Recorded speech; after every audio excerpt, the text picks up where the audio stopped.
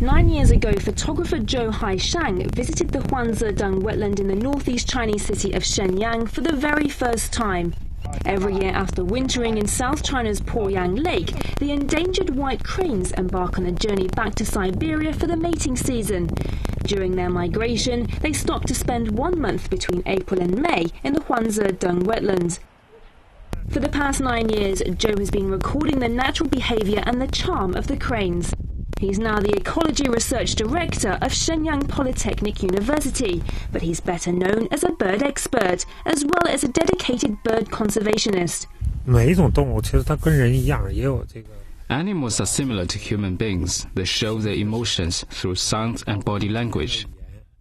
If you observe them for long enough, you'll understand them better. Then you may fall in love with them and want to protect them. The Siberian white cranes are quite distinctive amongst the crane family. The adults are almost completely a snowy white colour, except for their black primary feathers that are visible during flight. As a result, they've become known as white cranes or snow cranes. In mid-April each year, they stop at Huanzedong to search for food and to rest along their migration route. Local bird volunteers say that the number of white cranes this year is larger than last, which makes Zhou satisfied, but he still has some concerns.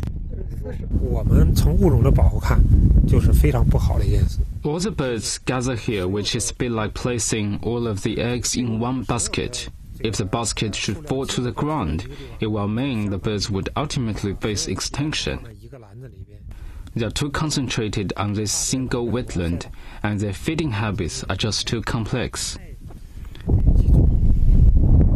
Statistics show the global population of white cranes is currently under 3,000. Zhou Haishang said a majority of the white cranes winter in China's Poyang Lake, while migrating from the Lake Baikal in Russia.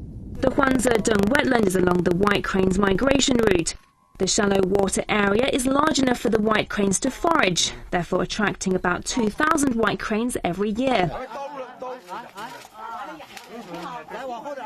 During these periods, Zhou and his team's major job is to rescue any cranes which have become wounded or poisoned. We rescued this white crane half a month ago. Its legs were wounded after stepping on a hunting clip, which had been left by poachers. Fortunately, it survived alone for 10 days. When it was found, its 2 outer toes were dead, so we had to amputate them.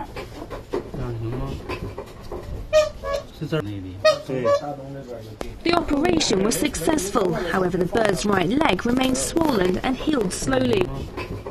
After days of observation, Zhou Haishang came up with the idea of fitting the bird with a prosthetic leg. After several experiments and modifications, a special wooden prosthetic limb was prepared. We hope the operation will complete in a week. Then hopefully the bird will live well with this leg. At first, the white crane did not adapt to the new limb. The bird struggled and kicked its legs to rid itself of the foreign object. But after it calmed down, the bird relaxed and started to eat. In order to attract more people to protect the birds, Zhou Haishang established the Shenyang Bird Protection Association and has also created bird protection groups on the internet. Now there are over 100 bird protection volunteers. Zhou Haishang treats the birds as if they were his family. We are all quite moved by his devotion to the birds.